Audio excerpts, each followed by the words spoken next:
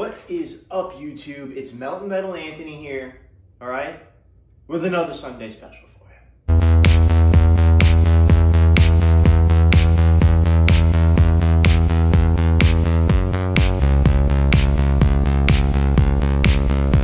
All right, so today I wanted to go over 10 gift ideas for that special welder in your life, you know. I already got all these things, so don't go buying me none of this stuff, all right? I already got it all. But if you got any ideas or anything, leave it down in the comments below. And hey, real quick, because I always say this at the end of the video, and people have been telling me I need to say it at the beginning, and you know, sometimes I take advice. Give me a subscribe. Huh? I put out some good stuff sometimes.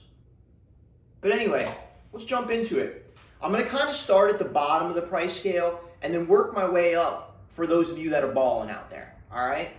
So let's start at number one. These have been these aren't the cheapest probably on the list, but these have been an indispensable tool for me, as well as helping me protect my hearing and giving me something to distract myself while I'm working, you know, like something to listen to, just kind of drown out the rest of everything you're thinking, because it's good to do that sometimes, I think. Especially when you're doing something as monotonous as, you know, grinding a long section or something, or doing a long torch cut, or doing a long weld, you know, and it's just kind of the same thing over and over again. These Elgin Ruckus headbuds, or earbuds. So basically you just slap these bad boys around your neck, pop them in your ears. But the beautiful thing about these is that they also double as a microphone and headset. The microphone does get messed up after a little while, and you put a few miles on these bad boys. But you can answer the phone while you're working.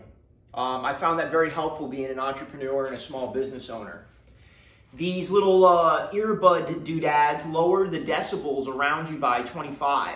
So it usually takes everything down a little bit, which is really nice. But it's not so much to where you can't hear anything going on around you, because that's super dangerous. Which is one of the reasons a lot of guys don't wear hearing protection, because do you want to be deaf or dead? You know, take your pick. But anyway, Elgin Ruckus earbuds or headphones or whatever. Link in the description below, of course. That's number one. Number two. I actually got sent these by this company. And I swear to you, I'm not doing this for any sort of perks they might be giving me. It's genuinely a good product. I've been sent dozens of products that I refused to put on the channel because they were crap. Yes, welder. Anyway. But they're the real deal. Okay, these pants, I can't say enough good things about them. They're light, they're durable, they are mostly flame-proof, which, let's face it, there's no article of clothing out there that's 100%, unless you want to be wearing a race car suit all day. But they're fantastic. They're made by a company, I believe they're called Hi-C. Right there, you can see it. And I put these bad boys through the ringer. I mean, overhead welding with them, crawling around in the dirt, just generally being a nasty individual like I am. And I mean, let's get an up close on this so you can see there's barely any burn holes in them. They've been through the washing machine, I don't know, a dozen times. I've had them for about a month and a half, and they're really showing very, very little signs of wear compared to the other canvas style pants and jean style pants I've worn in the past. So let me get you a close up. So start down here at the leg. You can see there's a couple little burn holes all the way through. You know, some stains, some messed up. You can see I've been wearing them because you can see where the color's starting to get faded from me crawling around and stuff. Like I said, a couple burn holes here and there. But usually, I have a lot more burn holes up in this area by this point in a pant's life. So I'm highly impressed with these. They also have this nice little clip right here that I hook my torch, carabiner or whatever, for my torch onto. I love that. This little pocket here comes in handy. The corners of the pocket are reinforced so I can slip my razor blade on there if I'm carrying one that day. And then here's one of my favorite things. You see how it's got like entrance from the top right here in the center, but the hole isn't too big? I found this is perfect for slipping rods into my pants. And obviously you could put a whole lot more than one rod in there, you know. Let me get it all the way down in there. The pants are bunching up on me. But you can see it's like the perfect amount of stick out because you got enough where you can feel it with your thick gloves on. But it's so not so much where it's going to fall out. So I would really suggest these. Number 2 link in the description below. I really, really like these pants. We're going to keep the theme going with FR and PPE style stuff. I got another one. This company gets a lot of hate. They get a ton of hate. But this is the single best welding jacket that I've ever owned. You'll see me catching it on fire on the video that I just released here on Friday. But I've had this jacket for 6 months. And I mean, of course, me setting it on fire was my own stupidity, was letting the shirt hang in the way of the grinding stream. The only thing I can say that they should make this better, it's a medium. Like, they're all made for fat people, you know? Like, and you know, hey, I got nothing against you, my fat welding brothers, but come on, I'm 135 freaking pounds and 6 foot tall. You think they can make a slim fit welding shirt? Because the problem is, with all the extra sag I got in this thing, it always gets in the way of whatever I'm cutting. It's a pain in the butt. I feel like I'm that freaking pervert Jared, you know? But anyway, Black Stallion, they get a lot of hate, but for me, I think they have the best gloves. I think that they have the best clothing as far as jackets go. I always buy the little bibs from them. Not to mention they're relatively inexpensive. And Tillman is just junk these days, so we won't even dive into that ever. But yeah, Black Stallion FR. I don't know what model this jacket is or whatever. I did get it on Amazon a while ago. But I'll go ahead, again, link in the description below. Plus, it's pretty stylish, this one here. But then you can see there's the hole I burnt in it being a dummy. But for 6 months, I didn't have, this thing was flawless almost. You know, I mean, you could see me doing overhead welding and not wearing leather sleeves like you should. Of course, I still got a couple of these went through and burned, but you can see they really didn't get all the way through. You know, I don't know. I just really like this jacket. It's been the best jacket that I've had yet. I've had a couple of them. Had a Knox, a couple other brands. They just didn't hold up as well as I would have liked for the cost. All right. I think that's the end of the PPE. But that brings me to our next tool. This one's a great little stocking stuffer for that welder in your life, or that fabricator, or even handyman, whatever. This would be good around the house too. It is a post level. I use this bad boy frequently. I mean, a lot. Like, probably it comes out of my toolbox once a week, if not every day, depending on the job, especially if I'm doing some sort of stairway or railing job where I got to put columns up. This thing's fantastic. Pipe fencing, stuff like that. But yeah, this, you know, just basic little pipe and post level. Again, link in the description below. This thing is great. It's a great little tool. It's cheap. Perfect little stocking stuffer. Our next tool, I would set this one on the stocking stuffer category. This here, I believe it's an Eastwood. You wouldn't be able to tell, but yeah, East Wing, made in USA. The chipping hammer. A good chipping hammer is indispensable. This one is probably 3 years old, and I've had chipping hammers. I mean, it's all steel, all the way down into the shank runs all the way down to here, I believe, like right here. So you're not going to break this thing easy. I used to have those spring style ones, and they're a little easier on your hand, but I'm going through one every 6 months. Yes, this hammer is more pricey than your average chipping hammer, but I've had it for 3 years, and every time the edges, well, it gets worn out and it's actually due for a new one, I just sharpen it up. Same thing with the back, you know? And I find myself doing all sorts of inappropriate things with this hammer all the time. I mean, I was using it for a rock hammer one time. Don't ask. But anyway, that brings us to our next item.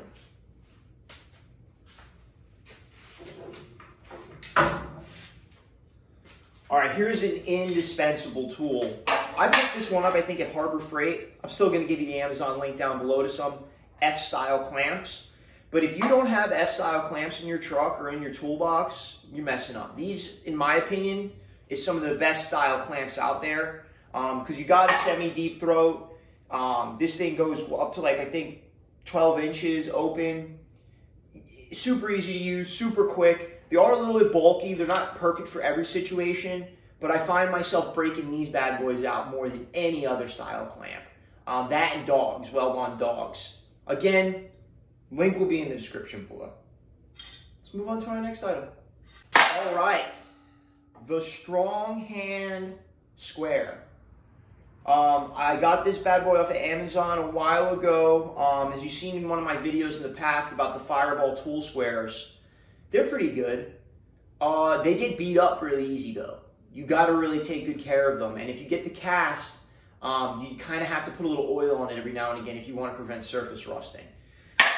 This thing I've used just as much as the Fireball tool squares. I like this one better. Several reasons. More of an open corner. It's way cheaper than the Fireball tool squares. I'm not mad if I get a little spatter on it. You can get all the way around, you know, when you're making your fitment weld, you know. Easy to clamp to. Pretty light. So yeah, this one has my preference versus the Fireball tool squares. I know that's sacrilege to a lot of you guys. And the Fireball tool squares are very good. They are. But like I said, the drawbacks to having the cast ones at least is that the spatter easily sticks to it. You also have the issue of surface rusting. It's happened to me a couple of times. The aluminum ones, I feel like I feel like they're using too soft of a grade of aluminum. That one I had, the aluminum, I mean, I beat it up. And then I also have the Mega Square, which I haven't really used that often because it is just so dang big. But I think it's a good tool to have. But if you're just a guy who wants something that's cheap, you're not afraid to beat it up a little bit, I think the Strong Hand is superior. For the price, for the value, for the material it's made out of, for the coating they put on it. I think that's a coating. It's just really been a great tool. Again, link is in the description below if you want to pick yourself up or significant other or that welding friend you have. This is a good one. This is a good little tool to have in the box. But let's get to the next one, all right? We are moving on up. We're getting into that area to where the tools are going to get a little more expensive. That's why you got to figure, you got to save the expensive for last, right? But this has been indispensable to me. I've had this tool for 2 years. It's the Metabo flathead grinder. Let me grab my regular 4-inch and we can show you the difference in the size head. So there's my regular 4-inch. And you can see why the flathead would be advantageous. You always want to stay with Metabo. If you're getting a grinder, stay away from all that other stuff. I don't like DeWalt. Definitely not Harbor Freight, okay? Not for grinders. But Metabo always, in my mind. I've dropped these things off at 3 stories, went down, picked them up. I've ran the bodies over like you guys seen in that, when I was doing that transition there at that loading dock repair.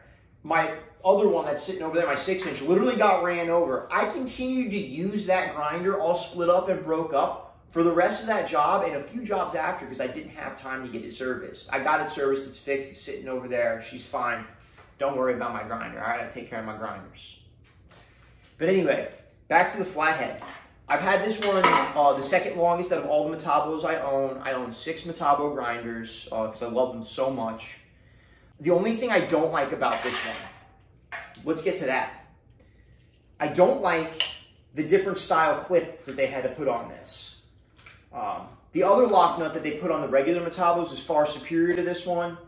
You have like this flimsy little thing, and again, it has one of those compression couplings, kind of like the other original Metabo. But you have this flimsy little ring, and if you try to grab on that with some pliers and twist it, I've broken dozens of those off. I've gone through more of these grinder nuts than any other brand grinder nut in my life.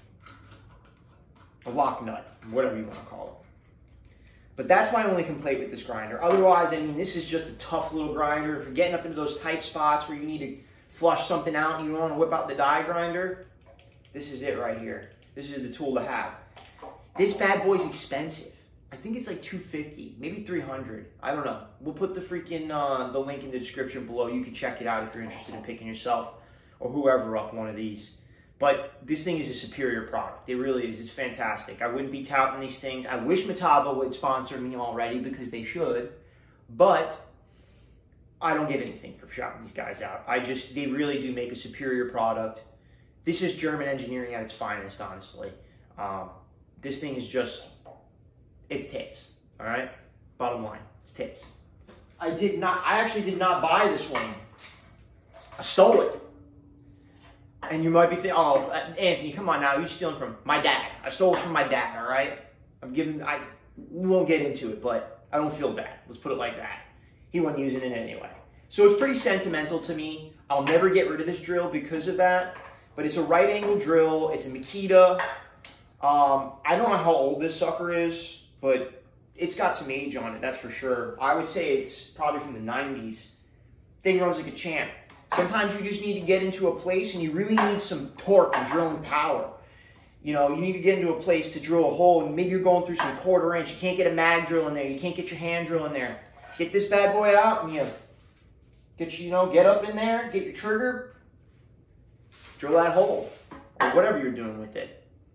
But yeah, this is definitely a trick tool I would suggest in the long term. It's not something you absolutely need if you're just getting into this industry, but it does come in handy from time to time.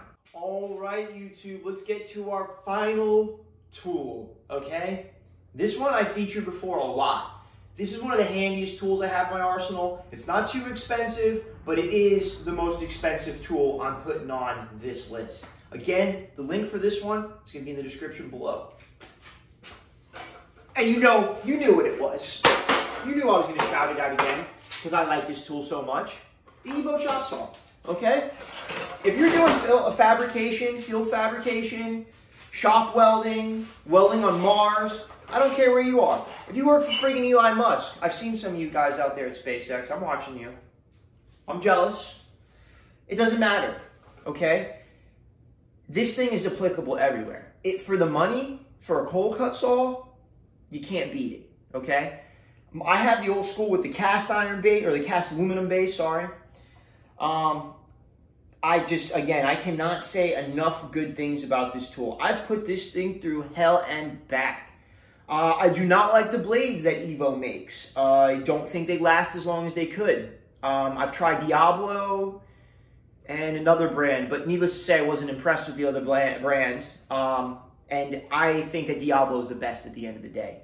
Evo's a second, not a close second though. But these saws, I cannot say enough good stuff about cold cut saws. I know Fiend makes the Slugger. I know there's a couple other brands out there. I ended up with the Evo. It's just the one I have. It hasn't failed me yet. Cuts nice and square and straight every time. So don't fix it if it ain't broke, I guess. But like I said, you do have options out there. There are other brands. So if you guys want to explore those, like I said, Fiend makes one. I know there's another one out there that's really good. I know DeWalt makes one, which I never suggest anything from DeWalt. I'm a DeWalt hater. But other than that, I love the Evolution saw. It's just been a great, great tool to me. All right, guys. Thanks for watching. Thanks for letting me share some of my favorite tools with you. I hope this helps you with your Christmas list this year.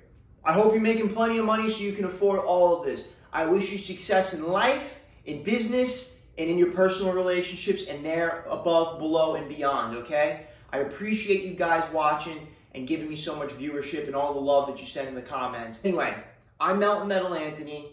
I hope you enjoyed this video. Again, I hope it helps you kind of figure out what tools maybe you need or want. Watch some of my past repair videos and you'll see me break all of these bad boys out, especially these pants. You'll see them in a lot of videos because I wanted to wear them out. I was literally wearing them every day to wear them out, and they haven't failed me yet because I always put stuff through the ringer when people send it to me for free. So be warned, sponsors or possible future sponsors, you better send me a quality item. And the company, the people at High C, they did. You came through. You did a good job. And Metabo, come on, give me a sponsorship already. Huh? How many times I gotta shout you out? But anyway, I'm Melton Metal Anthony. You have a wonderful day. Keep dragging rod. Keep pushing me. Keep doing what you do. And I'll catch you next time.